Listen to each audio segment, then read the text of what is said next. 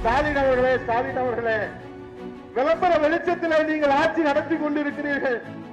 அந்த விளம்பர வெளிச்சம் நின்று போனால் நீங்கள் வீட்டுக்குள் உட்காரணும் அப்படின்னு சொன்னோம்.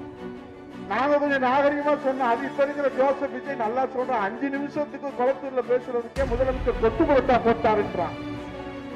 ஆட்சி யாருக்கும் நிரந்தரம் இல்லை. இதே தான் திமுக நாங்க சொன்னோம், சட்டசபையிலும் சொன்னோம். நாங்க 3 பேரும் பேசி இருக்கிறோம். ஸ்டாலின் அவர்களே, விளம்பர வெளிச்சத்திலே நீங்கள் ஆட்சி நடத்தி கொண்டிருக்கிறீர்கள். அந்த விளம்பர வெளிச்சம் நின்று போனால் நீங்கள் வீட்டுக்குள் உட்காரணும் அப்படின்னு சொன்னோம். நாங்க கொஞ்சம் நாகரிகமா சொன்னோம். அது இப்ப இருக்கிற ஜோசப் விஜய் நல்லா சொல்றோம். 5 நிமிஷத்துக்கு குளத்தூர்ல பேசுறதுக்கே முதலமைச்சர் கொத்து புரட்டா போட்டாருன்றான். எவ்வளவு நாகரிகமான பேச்சு! மூவறிஞர் ராஜாஜி, கர்மவீரர் காமராஜர், புரட்சி தலைவர் எம்ஜிஆர், புரட்சி தலைவர் அம்மா, நம்முடைய புரட்சி தலைவர் எடப்பாடியார் அமர்ந்து அந்த முதலமைச்சர் அரியணையிலே அமர்ந்து கொண்டு இப்ப இருக்கிற இந்த தருதலை சொல்றான், கொத்து புரட்டா போட்டாங்கன்றான். ஓடு ஓடு ஓடு ஓடுன்னு ஒண்ணுதான் ஓடுன்றான். யாரு ஓடுனா கரூரை யாரு சுடுவாடான? நம்ம புரட்சி தமிழ் ஐயா எடப்பாடியார் இருக்காரு, அவர் ஒரு கருணையின் வடிவம். அந்த பயலை அப்பயே சட்டசபையில வச்சு முடிச்சிருந்திருக்கலாம்.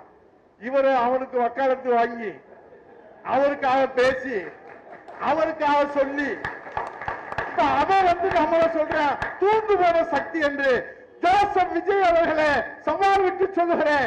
தூண்டு போன சக்தி என்று சொல்லுகிற ஜோசப் விஜய் அவர்களே, உனக்கு தில் இருந்தால் திராணி இருந்தால் அண்ணா திமுக தூண்டு போன சக்தி என்று பெயரை சொல்லி சொல்லுகிற அந்த தைரியம் இந்த முதலமைச்சர் ஜோசப் விஜய்க்கு இருக்கிறதா? சொல்ல மாட்டான். ஏன்னா அண்ணா திமுக தானே ஆட்டையை போட்டுக்கிட்டு இருக்கான்.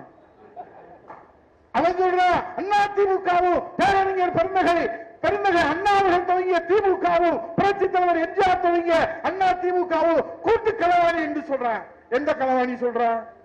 ஜோசப் விஜய் சொல்றான். இன்கம் டாக்ஸ் கட்டலன்னு அவனுக்கு களவாணி பட்டம் கொடுத்திருக்கு மத்திய அரசு.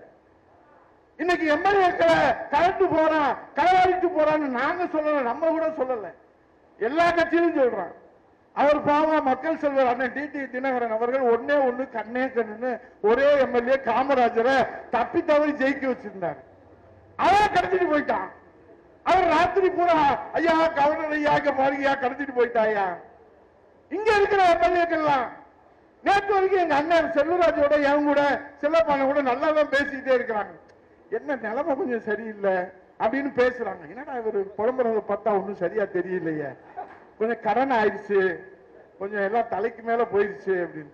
என்ன ஒரு நல்லா தைரியமா பேசுவாரு. என்ன அடுத்த நாள் சொல்றாரு, இந்த இயக்கத்திலிருந்து நான் ராஜினாமா செய்து கொள்கிறேன்.